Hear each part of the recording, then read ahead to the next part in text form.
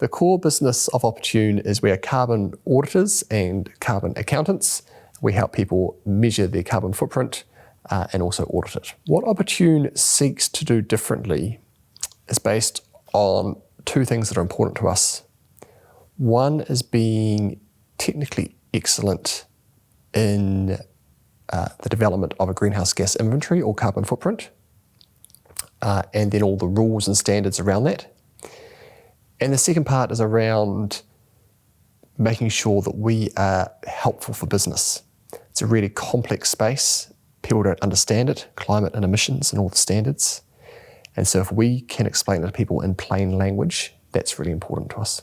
In recent years in New Zealand, large organisations have now been mandated to know their carbon footprint.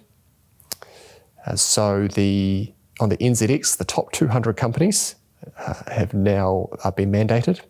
Also, government departments, they're also required to know their footprint.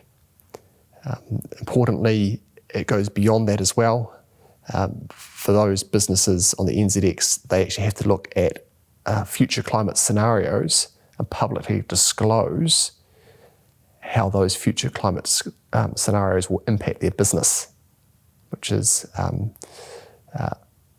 rather important for them to do, but also really does actually impact their image that they portray to the market and to the public. My prediction for the future direction is that there's always going to be a slight political football with climate and emissions and the regulation required.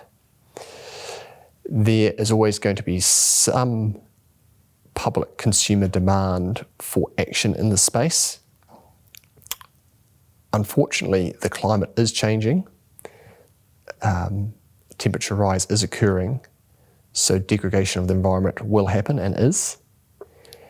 And so my prediction is that really not enough action will happen in enough time, so people will have to find ways to live in a slightly different world to where we are today. So we just have a small staff and workforce at Opportune, but we're all really close, which is sort of the great thing about having a small team. If I think about that, what we really promote is that people can do continual learning and professional development, which is just really important in our space, so people can get the time to get further qualifications or do conferences and seminars and just further their own learning. And importantly, the time internally for us to have those discussions on new topics that are coming out. It's really our organisation, the assets of our organisation are our staff. In terms of our community impact, we currently support organisations that are what we see as helping further environmental causes. So we support the Dunedin Nature School, and we're always sort of looking for new organisations to support. That's in terms of really just aligning ourselves with local other businesses or not-for-profits that are doing good. So the company and our current drive to do things in a positive way is really stemmed from my own sort of drive, myself as the managing director of the firm. I've always had a passion for the environment, and so the traditional field that I played in and our firm played in was actually more around finance and compliance and business advisory. So we actually spun that on the head, and we decided to fully concentrate our work on emissions and climate. And that was actually for personal passion reasons, to actually change and be a business for good. Environmental monitoring and reporting is hugely important. A lot of it is done at the moment because of regulation. There'll be a number of businesses out there at the moment who see it as compliance only because they don't fully understand their impact on the environment. Why would that be? possibly they don't see the wider picture. If they're just looking at their own small environmental footprint, it might not seem too bad. But when you look at maybe an industry as a whole or as a region as a whole, and you see how the environment's degraded over time, people who take that view do see the importance of it. There's no doubt about it that when businesses are in operation, they do care about the money, the financials and the cost. Currently, there's no financial cost to degrading the environment. In New Zealand, we have now priced emissions with the New Zealand Emissions Trading Scheme, so that has helped somewhat in some places for greenhouse gas emissions, but certainly wider environmental impacts are seldom costed by a business. Our business has got some strong values, and really it would come back to some of the passion that we have for the environment, but also some strong values around around our technical expertise and making sure that when we do talk to people, we know what we're talking about, and we can back it up with sort of strong evidence, which in our space comes back to standards. There's lots of global standards now on emissions and climate, and so interpreting those standards and applying them is the place that we play. Underlying values are important. There's no doubt about it.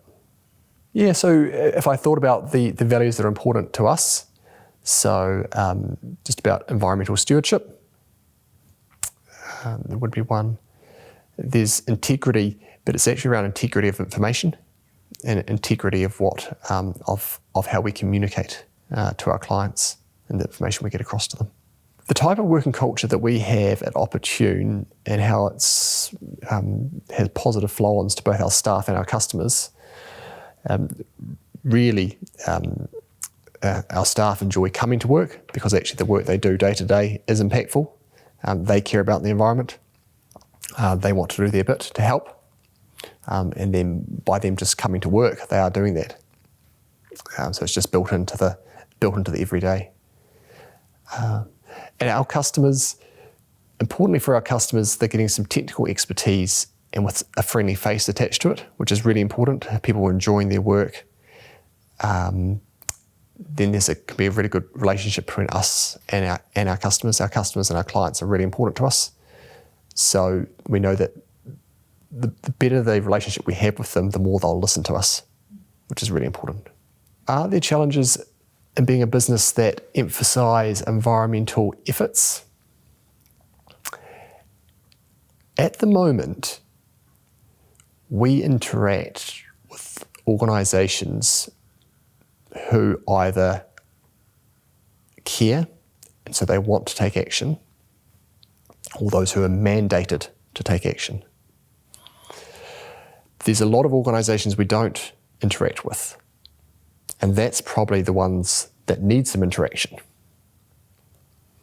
So the challenge out there is, how do we as a society get those other organisations who need help, how do we get them that help? So if I think through the history of our clients that we've worked with and whether we've declined working with an organisation because of the misalignment between our ethics and values. In the last 5 years, we've been working in the emissions space closely. Prior to that, we did do work. Our background is in accounting and financial advisory. We've certainly declined working with people or just not responded because of that. And that was simply from getting an inquiry. And we always do a quick search on the organisation and then seeing some bad publicity for a particular organisation and then deciding not to go any further with them. Where do I think businesses' responsibilities to society begin and end? To me, I see it as one big community, but unfortunately, there are a number of businesses who do not take the time to have a wider view. We work with businesses day in, day out, both in the climate emission space now and then previously in more sort of financial advisory. It's actually really tough to run a business. There's a lot of pressure on. Businesses that have staff and a payroll and they're paying 10, 100 or 1,000 staff, there's a lot of pressure to make that every week. There's a lot of people's mortgages relying on that payment to go through. So then for a lot of businesses can get just caught in a slight trap of just having their eyes down in front of making the business work and not getting the opportunity to look up and see their wider impact. And to realise that actually they do have the opportunity to integrate better with wider societal outcomes, whether that's a better workforce, a more enjoyable workforce, environmental, or otherwise. In some ways, that's why we do have regulation, to try and the things that we don't want to happen, or to keep a lid on them. But in other ways, you do get people who are out there trying to make sure their businesses are directed in the right way too. So the UN Sustainable Development Goals are absolutely fantastic. When I look at them, I absolutely see how our business fits into them. There's one directly there on climate change and climate impacts. So I see our alignment with those.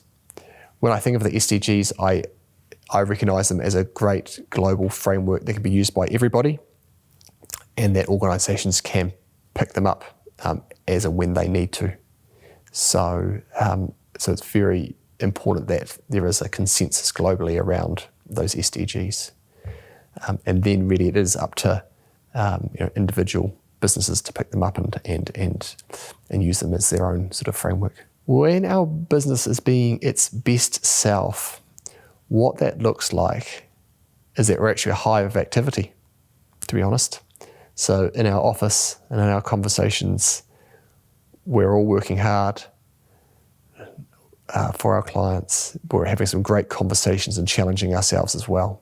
In our space, when in terms of measuring emissions and deciding what goes in of someone's carbon footprint and how to measure it, of a large public sector entity or a very large company, it can be really difficult. And so if we're sitting around having a good debate ourselves about something, then that's the right place to be. It is. I certainly take a lot of confidence when I go and hear other people's discussions and know that our conversation in our office, we were having that discussion sort of 6 months ago, or we're right at sort of the forefront of some thinking around some of these technical concepts or technical areas of carbon footprinting and the likes. Opportune and us being a socially responsible business, the main thing I think about there is our day-to-day work. So our day-to-day work in climate and emissions has got sort of direct alignment with being socially responsible. When I do think about that, though, I always sort of think, what more can we be doing, and how can we be doing things better? And that always does challenge me. The reason is because not enough is happening quick enough on climate change. So there is a piece of how can we make it easier for people to know their carbon footprint, and how can we play our part in that? How can we play our part in the improved communication of climate messages, because really not enough is getting across to people. Leadership is, in my view, a place where you can come into your office and you can see people around you working confidently and enjoying the work that they're doing, and that they can turn to you at any point and ask you a question, and they're happy to interact at any point. Then secondly, out in the community, where people are interacting with you because they know that you are a responsible leader in that space too. So certainly in the world that I play, leadership is enabling others to be the best that they can, both in terms of my staff and colleagues, but then spreading the message and talking to businesses as well in the right way. The type of leader that I'm seeking to be and become is one where my staff and my colleagues can develop, become their own experts, become confident in themselves, and then secondly, there is a piece which is around talking to the community, talking to business leaders and getting them to take action. So those are the two things that I think of.